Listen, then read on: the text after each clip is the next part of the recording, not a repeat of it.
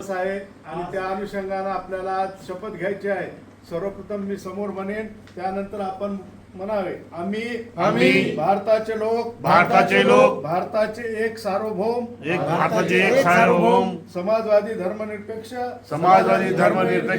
लोकशाही गणराज्य घडविण्याचा व त्यांच्या सर्व नागरिकास सामाजिक आर्थिक व राजनैतिक न्याय विचार अभिव्यक्ती विश्वास श्रद्धा व उपासना यांचे स्वातंत्र्य दर्जाची व संधीची समानता निश्चितपणे प्राप्त करून देण्याचा आणि त्या सर्वांमध्ये व्यक्तीची प्रतिष्ठा व राष्ट्राची एकता आणि एकात्मता यांचे आश्वासन देणारी बंधुत्व व प्रवर्धित करण्याच्या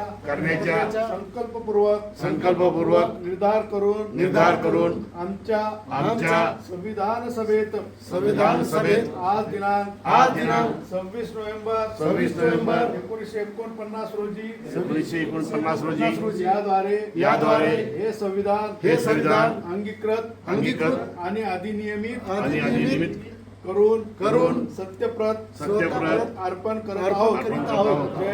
जय हिंद।